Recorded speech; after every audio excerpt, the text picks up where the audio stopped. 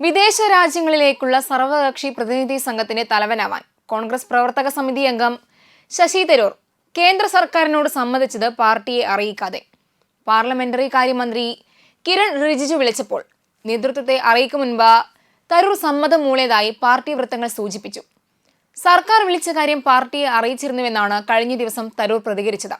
സൽമാൻ ഖുർഷിദ് അടക്കമുള്ള നേതാക്കൾ കോൺഗ്രസ് നേതൃത്വത്തെ വിവരമറിയിച്ചപ്പോഴാണ് പ്രതിനിധി സംഘത്തിൽ ശശി തരൂർ ഉൾപ്പെട്ടതായി അധ്യക്ഷൻ മല്ലികാർജ്ജുൻ ഖാർഗെയും ലോക്സഭാ പ്രതിപക്ഷ നേതാവ് രാഹുൽ ഗാന്ധിയും അടക്കമുള്ളവർ അറിയുന്നത്. ജോൺ ബ്രിട്ടാസ്, ഇ.ടി. മുഹമ്മദ് ബഷീർ, കനിമൊഴി തുടങ്ങിയ നേതാക്കളെയും സർക്കാർ നേരിട്ടാണ് ക്ഷണിച്ചതെങ്കിലും ഇവർ ബന്ധപ്പെട്ട പാർട്ടിയുടെ സഭാ നേതാക്കന്മാരാണെന്ന വ്യത്യാസമുണ്ട്. ഇവരെല്ലാം പാർട്ടി നേതൃത്വവുമായി ചർച്ച ചെയ്ത ശേഷമാണ് റിജിജുവിനെ സമ്മതം അറിയിച്ചത്.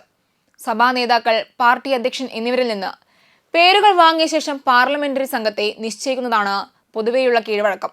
എന്നാൽ ശശി തരൂർ അടക്കമുള്ളവരുടെ കാര്യത്തിൽ സർക്കാർ കീഴ്വഴക്കം തെറ്റിച്ചെന്നാണ് ആരോപണം.